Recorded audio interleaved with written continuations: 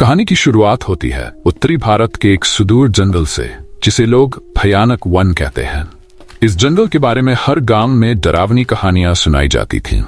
कहा जाता था कि जंगल में एक कर्णपिशाच का निवास है जो रात के समय शिकार पर निकलता है। वह अपने शिकार को आवाज देकर बुलाता है और जो उसकी आवाज पर चलता है वह फिर कभी वापस नहीं आता। अर्जुन एक कुशल शिकारी था जो अपनी बहादुरी के लिए जाना जाता था। वह जंगल की गहराई में जाकर शिकार करता था और खतरों से खेलने में माहिर था। अर्जुन ने कभी किसी कहानी पर विश्वास नहीं किया, चाहे वह कितनी भी डरावनी क्यों न हो। एक दिन गांव के मुखिया ने अर्जुन से कहा, अर्जुन, इस जंगल का श्राप खत्म करने का समय आ गया है। अगर तुम जंगल में जाकर कर्णपिशाच का सामना कर सको तो पूरे गांव का भला होगा। अर्जुन ने हंसते हुए जवाब दिया, मुखिया जी, मैं इस कर्णपिशाच की सच्चाई खुद देखूंगा। अगर वह सच में है तो उसकी कहानियों का अंत मैं करूंगा। अर्जुन ने अपने धनुष बाण और कुछ खाने पीने का सामान लेकर जंगल की ओर रुख किया। जंगल में घुसते ही उसे अजीब सी आवाजें सुनाई देने लगीं। सूखे पत्तों की चरमराहट, हवा में सरसराहट और कहीं दूर से आती एक धीमी हंसी। शाम ढलते ढलते जंगल और भी डरावना हो गया। अर्जुन ने अपने शिविर के पास आग जलाई और आराम करने की कोशिश की, लेकिन रात के सन्नाटे में उसे किसी के चलने की आवाज सुनाई दी। रात के अंधेरे में अर्जुन ने महसूस किया कि उसे कोई देख रहा है। अचानक उसे अपने पीछे से एक आवाज आई, अर्जुन, लौट जाओ, ये जंगल तुम्हारे लिए नहीं है। अर्जुन ने पलटकर देखा, लेकिन वहां कोई नहीं था। उसने खुद को समझाया कि यह उसका भ्रम होगा, लेकिन जैसे ही वह दोबारा सोने की कोशिश करने लगा, आग के पास एक परछाई दिखने लगी। अगले दिन सुबह अर्जुन ने जंगल में खोजबीन जारी रखी। अचानक उसे एक महिला दिखी जो एक पेड़ के नीचे बैठी हुई थी।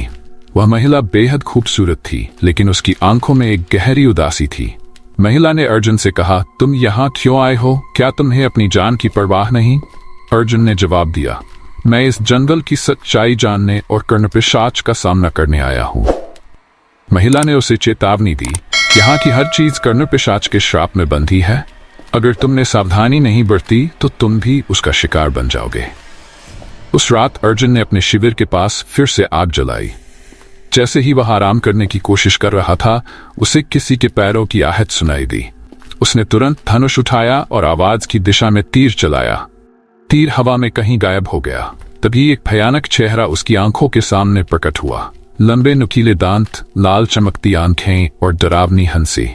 अर्जुन, तुमने मेरी शांति भंग की है, अब तुम्हें इसका अंजाम भुगतना होगा। अर्जुन को याद आया कि गांव के बाहर बाबा राघव रहते थे, जो आध्यात्मिक ज्ञान और तंत्र विद्या में निपुण थे। वह सुबह होने पर तुरंत उनके पास पहुंचा और सारी घटना बताई। बाबा ने गंभीर होकर कहा, कर्णपिशाच इस जंगल का रक्षक है, लेकिन वह श्रापित आत्मा है। उसे मुक्त करने के लिए तुम्हें उसकी कहानी जाननी होगी और उसका श्राप तोड़ना होगा।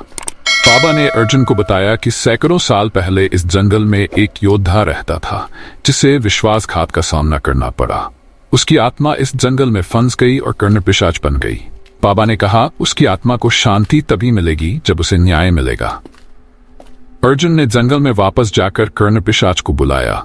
उसने कहा, अगर तुम श्रापित हो तो मुझे बताओ कि तुम्हारा न्याय कैसे हो सकता है। मैं तुम्हारी मदद करूंगा। कर्णपिशाच ने अपने जीवन की पूरी कहानी सुनाई और बताया कि कैसे उसे उसके अपने लोगों ने धोखा दिया था। बाबा राघव ने अर्जुन को एक यज्ञ करने को कहा, जिसमें उसे अपनी बहादुरी और निस्वार्थता का प्रमाण देना था। अर्जुन ने वह यज्ञ किया और कर्णपिशाच की आत्मा को शांति दी। गांव और जंगल अब श्राप मुक्त हो गए। अर्जुन की बहादुरी को गांव वालों ने हमेशा याद रखा।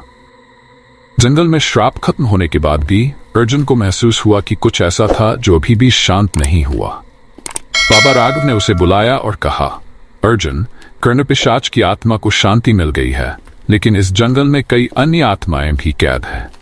उनकी कहानियां भी इस जंगल में दब चुकी है। तुम्हारा सफर अभी खत्म नहीं हुआ। अर्जुन ने पूछा, क्या अब भी कोई और खतरा है? बाबा ने गहरी सांस लेते हुए कहा, खतरा हर जगह है, अब तुम्हें इन आत्माओं को भी मुक्त करना होगा। अर्जुन ने जंगल में फिर से प्रवेश किया, लेकिन इस बार वह अकेला नहीं था।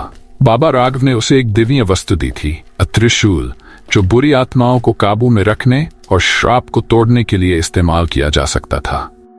जंगल में घुसते ही अर्जुन ने महसूस किया कि यहाँ की हवा अब भी भारी थी। उसे किसी की फुसफुसाहट सुनाई दी जो कह रही थी, यह सिर्फ शुरुआत है। अचानक अर्जुन के सामने एक बूढ़ा आदमी प्रकट हुआ। उसके कपड़े फटे हुए थे और उसकी आंखें अजीब सी चमक रही थीं। तुमने कर्ण पिशाच को मुक्त किया, लेकिन यहाँ की आत्माएं तुम्हें नहीं छोड़ेंगी, उसने कहा और गायब हो गया। जंगल के और अंदर जाते हुए अर्जुन को महसूस हुआ कि कुछ छायाएं उसका पीछा कर रही हैं। उसने अपने धनुष बाण से उन पर हमला करने की कोशिश की, लेकिन वे छायाएं किसी तरह बच गई। तभी उसकी आंखों के सामने कुछ अजीब दृश्य आने लगे, जैसे वह जंगल का अतीत देख रहा हो। उसे एक भव्य महल दिखाई दिया जहां राजा का दरबार चल रहा था। राजा के सैनिकों ने निर्दोष ग्रामीणों को मार दिया और उनके खून से जंगल को श्रापित कर दिया। अर्जुन को एहसास हुआ कि यह महल कहीं इस जंगल में छिपा हुआ है।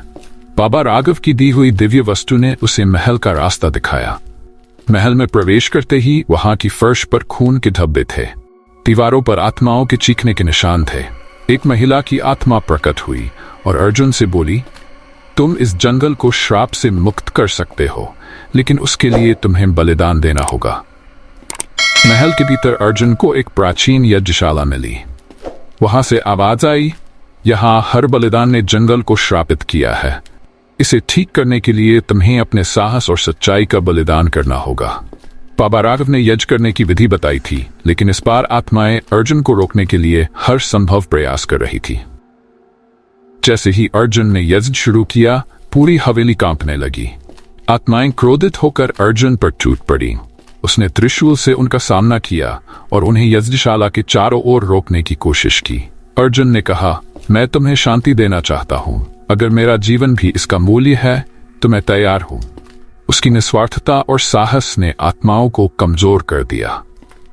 यज्ञ समाप्त होते ही महल के चारों ओर एक दिव्य प्रकाश फैल गया।